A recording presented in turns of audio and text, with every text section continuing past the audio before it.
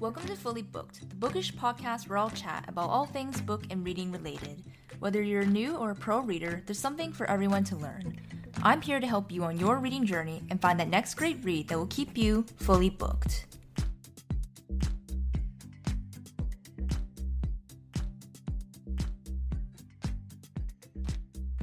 Hello readers, Happy New Year, and welcome to episode 18 of Fully Booked, which is our first episode of 2025. I'm your host Natalie, and today's episode I'll be going over what I read in 2024. Now before I dive into the numbers and stats of everything I read, I thought it'd be fun to choose a word that represented my overall reading for the year, to really reflect upon my habits, goals, and how my reading journey progressed overall last year. And the word I ended up choosing to represent 2024 is fluctuating. Now, if I think back to the start of the year and watching as the year progressed, I did have some months where I felt like I was wanting to read more, which shows where even back in February, I read 10 books that month. However, I can see other months where I read less than 5 books, and I definitely remember the stress I was facing in the other parts of my everyday life back then, which was mostly for my job at the time.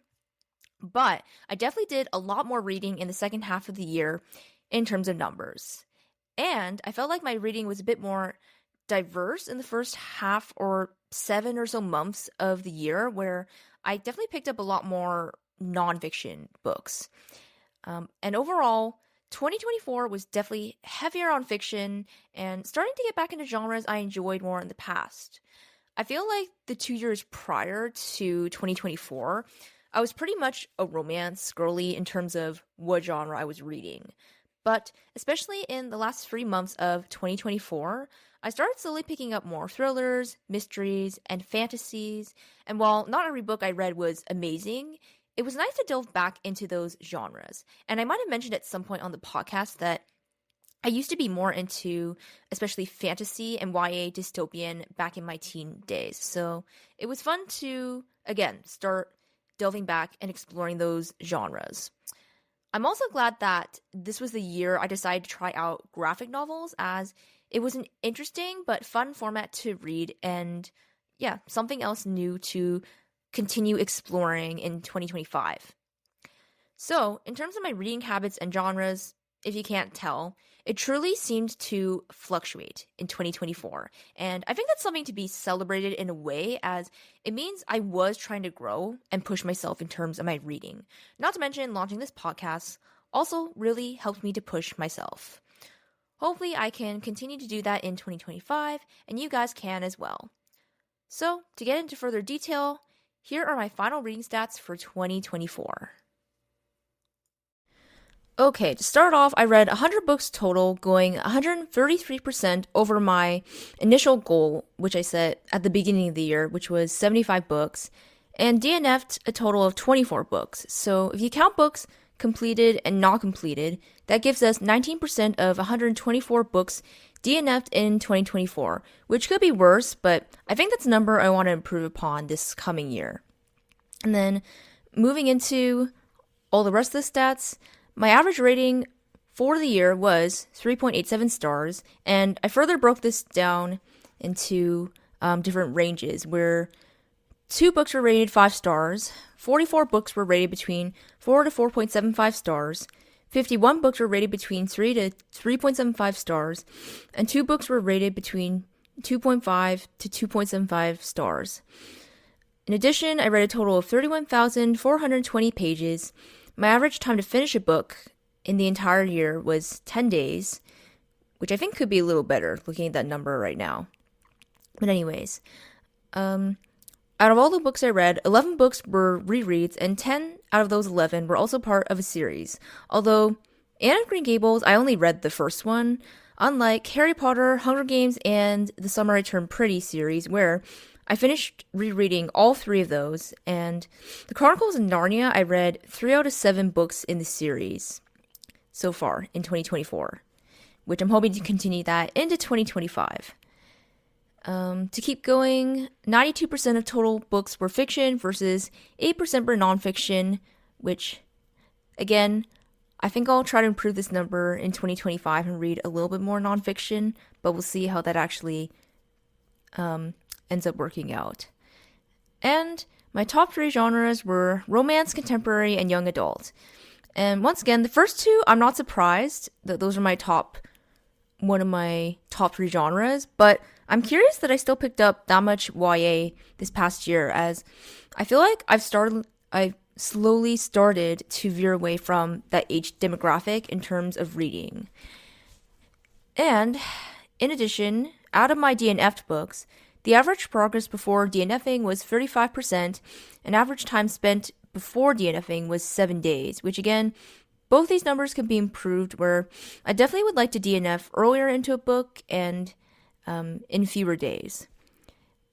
And in addition to all those stats that I just listed, I also thought it'd be fun to compare month to month and found these results that I want to highlight, where my biggest reading month was in December with a total of 13 books, but I did want to note that December had the lowest average monthly rating out of the whole year, with an average rating of 3.33 stars. And then meanwhile, my highest average monthly rating was in June with 4.42 stars. But it was a little bit on the slower end of reading, as I only read 6 books that month.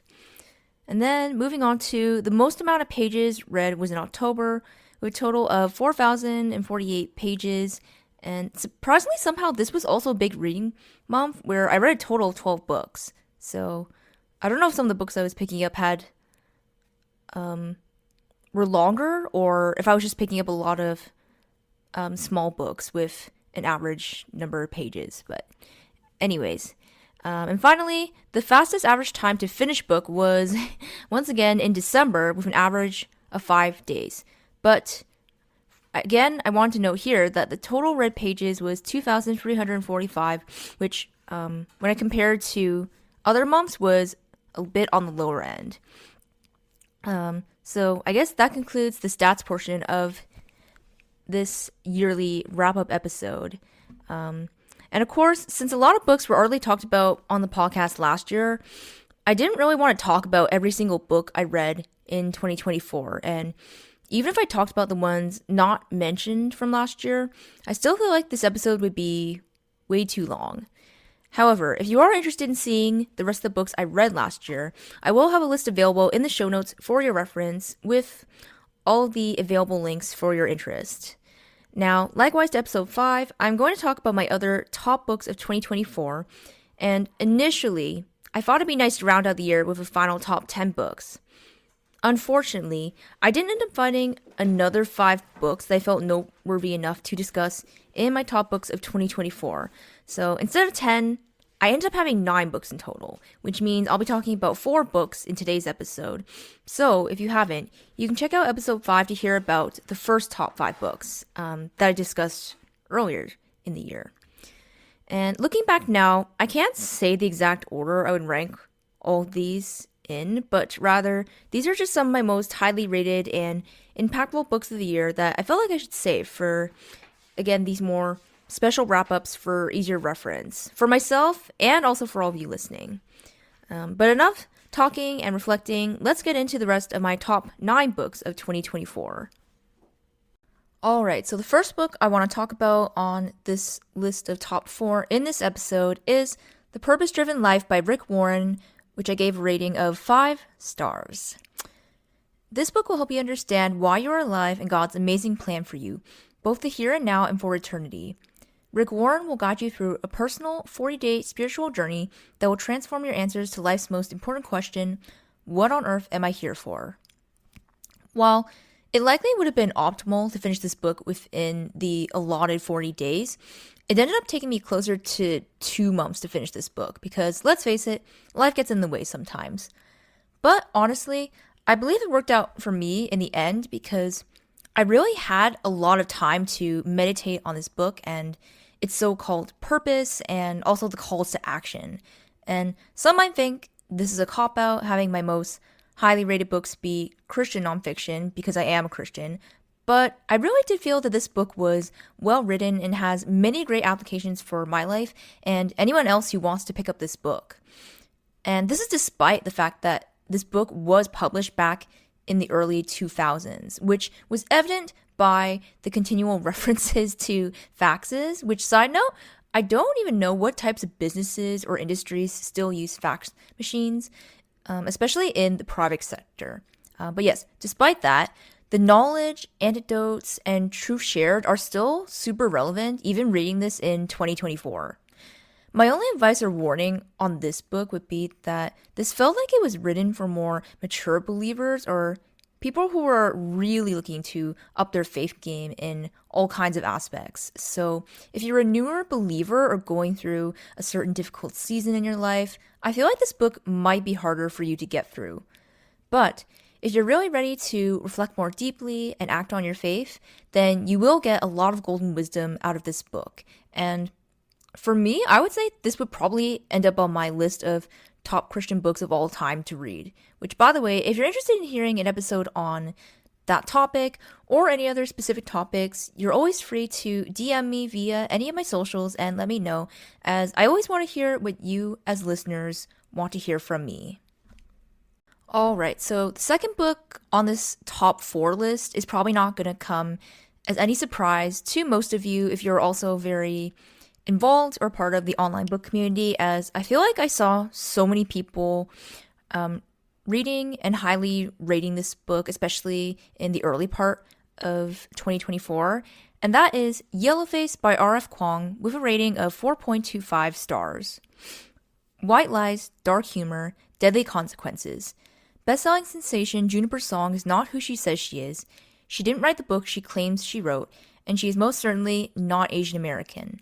In this chilling and hilariously cutting novel from R. Kuang, the New York Times bestselling author of Babel. Authors June Hayward and Afina Liu were supposed to be twin rising stars. But Afina's a literary darling. June Hayward is literally nobody. Who wants stories about basic white girls, June thinks. So when June witnesses Afina's death in a freak accident, she acts on impulse. She steals Afina's just-finished masterpiece, an experimental novel about the unsung contributions of Chinese laborers during World War I.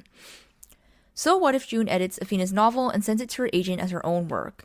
So what if she lets her new publisher rebrand her as Juniper Song, complete with an ambiguously ethnic author photo? Doesn't this piece of history deserve to be told, whoever the teller? That's what June claims, and the New York Times bestseller list seems to agree. But June can't get away from Afina's shadow, and emerging evidence threatens to bring June's stolen success down around her. As June races to protect her secret, she discovers exactly how far she will go to keep what she thinks she deserves. With its totally immersive first-person voice, Yellowface grapples with questions of diversity, racism, and cultural appropriation, as well as the terrifying alienation of social media. R. Kuang's novel is timely, razor-sharp, and eminently readable. Okay, so I have to admit, this is another book where I kind of already mentioned, I read it so early in the year that at this point I remember more of the overall vibe and tone rather than the entire intricacies of the plot, because at the least, I remember that a lot happened in this book. And while this book wasn't necessarily the most enjoyable read of the year, it definitely was the most interesting and unlike anything I've read so far in my reading journey currently. And to me, at least, it felt very satirical in its commentaries and views it presented of the publishing industry and how our female main character navigated her entirely unusual and kind of outrageous situation. And surprisingly, unlike Carrie Soto, where I had an extremely hard time wanting to read about that female main character since she was highly unlikable, I didn't have as much of a problem getting through this story, even though our female is also more of an anti-hero of sorts, I would say. I think what struck me the most in this story was the subtlety of June's unhinged character development and the progression of her character and voice and how it changes like throughout the story. I don't want to give any spoilers because this book is so good and I want you to be surprised when you read it for the first time, but there is one specific scene/situation in the book that involves her interacting with people online after the release of her book. I think it's like she goes on like Goodreads and Reddit, like forums and a bunch of stuff, and she's just responding to people online. And the way she responds in this like scene and situation was, to me, the big marker of her slowly starting to lose and change her morals. And I think this, as well as other events in this story, show just how easily any of us can start to spiral and feel entitlement to things that aren't rightfully ours, even when we try to the best of our abilities to stick to our core values. And also another note, this was actually an especially good read on audio, as the voice actress did a really good job just with the intonation and voicing June's inner monologues throughout this story. So yes, I highly recommend audio if you pick this book up. And overall, despite this being the only lit-fic title of R.F. Kuang's, as I believe all her other titles are fantasy, this is a book I highly recommend to anyone, regardless if you have interest in the book and publishing industry or not. Alright, so the next book in my top books of 2024 is The Love Hypothesis by Ali Hazelwood, which I gave a rating of 4 stars. As a third-year PhD candidate, Olive Smith doesn't believe in lasting romantic relationships, but her best friend does, and that's what got her into this situation. Convincing An that all of his dating and well on her way to a happily ever after was always going to take more than hand-wavy Jedi mind tricks. Scientists required proof. So, like any self-respecting biologist, Olive panics and kisses the first man she sees. That man is none other than Adam Carlson, a young hotshot professor and well-known jerk. Which is why Olive is positively floored when Stanford's reigning lab tyrant agrees to keep her charade secret and be her fake boyfriend. But when a big science conference goes haywire, putting Olive's career on the Bunsen burner, Adam surprises her again with his unyielding support and even more unyielding six-pack abs. Suddenly, their little experiment feels dangerously close to combustion, and Olive discovers that the only thing more complicated than a hypothesis on love is putting her own heart under the microscope. So, this was my first and only full-length novel of Ali Hazelwood's that I've read so far. And otherwise, I've actually only read her novellas and short stories. So, while I'm not sure now, looking back, if this is her best book, I ate this up at the time that I did read it. Not only did this include great dialogue and lovably quirky characters, but I also liked hearing about the difficulties Olive experienced as a female in STEM, as a fellow one myself. Although I have to say, I had a pretty great and unscathed university/academic experience compared to Olive, considering also that a lot of my professors were male. But yes, it made me sad to watch Olive go through these experiences of being belittled and not getting credit for her work where it was due, and it also made me appreciate Adam's character and the way that he steps up for her in this story. And I don't have too much more to say than that, and that all in all, this was a wonderful STEM romance if you're looking for one, and I've come to appreciate Ali Hazelwood as an author so much more since reading this book, since she continues to branch out and diversify her genres. So if STEM romance isn't really your thing, then you have a ton of her other titles to choose from as well. And last but not least, on this total list of top 9 books for 2024, we have Every Good Endeavour, Connecting Your Work to God's Work by Timothy Keller with a rating of 4.5 stars. Tim Keller, pastor of New York's Redeemer Presbyterian Church and the New York Times bestselling author of The Reason for God, has taught and counseled students, young professionals, and senior leaders on the subject of work and calling for more than 20 years. Now, he pulls his insights into a thoughtful and practical book for readers everywhere. With deep conviction and often surprising advice, Keller shows readers that biblical wisdom is immensely relevant to our questions about work today. In fact, the Christian view of work, that we work to serve others, not ourselves, can provide the foundation of a thriving professional and balanced personal life. Keller shows how excellence, integrity, discipline, creativity, and passion in the workplace can help others and even be considered acts of worship, not just of self-interest. And I don't think I've voiced this before, that while I am a big fiction girly for the most part in my reading, I still love a good nonfiction read from time to time. And hear me out right now if you're an exclusively fiction reader and you're tempted to skip this little section. But I've yet to find another book lover or booktuber who likes nonfiction as much as I do. And for some reason, especially a lot of girls seem to complain more about how much they don't like nonfiction. And then meanwhile, all my friends who don't read that much mostly or only read nonfiction. And I don't want to get too off topic from actually talking about this book, but I remember my husband telling me a conversation he had with a friend of ours one time about reading fiction versus nonfiction. And I noticed that a lot of people who don't read as much are more practical when they do read, in the sense that they want to gain real life practical knowledge and skills that will actually be useful in everyday life. Whereas reading fiction seems like a waste of time, as you're not quote unquote gaining anything. As an avid reader, I of course disagree and see lots of value in reading fiction, and I could probably do a whole episode on being pro-fiction, but I'm starting to digress. Anyways, I do get the point of what they mean by gaining actual value from reading, which is why I also strive to pick up a couple nonfiction books throughout the year, even in my own reading. And it shouldn't surprise you all that I put yet again another Christian nonfiction pick on my list, as a book that helps me mature in faith and grow, also just in other areas, is always a huge win. And this book specifically really reshaped my view on work/career this year, and how one doesn't simply need to just share the gospel in the workplace to demonstrate their faith, that there are actually a lot of ways that we can live out our Christian faith. And I think I had a very limited lens before for how I thought about and saw work as a Christian, but this really opened my eyes to how I can truly give glory to God in and outside of the workplace and work hours. I feel like if you're like me and early on in your career, or maybe you're still studying, this book is a really good read to reframe the ways we've been taught to view work and how God actually designed us for work. And that now concludes my wrap-up of what I read in 2024.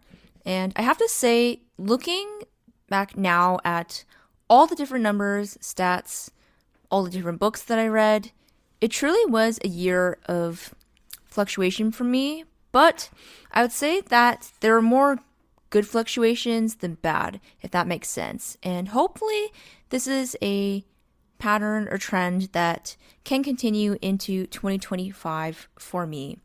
And I hope you all enjoyed getting to hear about, some of the things that I achieved, the top books of the year that I had. And I would also love to hear how many books you read, what goals you achieved, and some of your favorite books of the year. And you can always feel free to send me messages via any of my socials, which are all included in the show notes for you to go to. I check all those socials, not on a daily basis, but regularly enough that I'll see, any messages that get sent. So feel free to share, because I always love to hear what other people are reading, what their favorites are, and all those things. And a quick note that for those of you who are wondering, because obviously I only did a November reading wrap up at the end of last year. Yes, I still will have my December reading wrap up. Obviously, I just needed a little more time to get that episode completed, but that will be coming to you next week. So you will still get to hear all the books that I actually read within the last year of the month.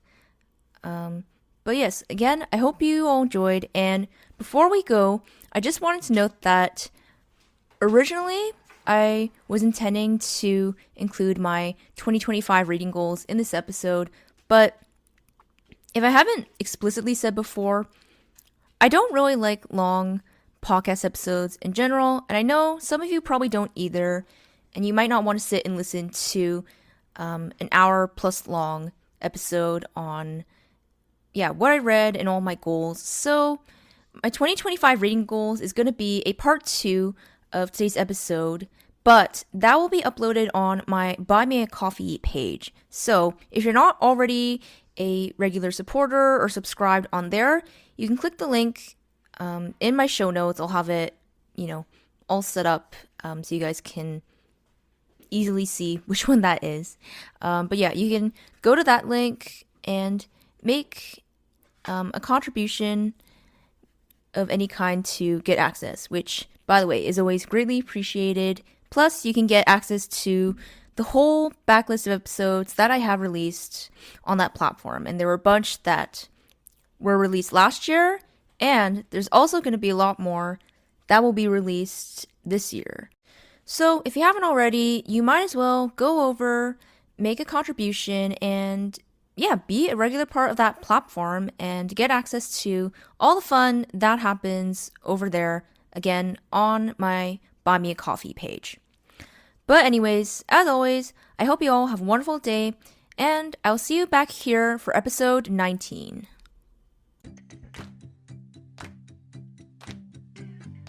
Thank you for listening to today's episode. I hope you were able to take away something, and be sure to follow the podcast for more bookish content. Until next time, stay fully booked, and I'll talk to you soon.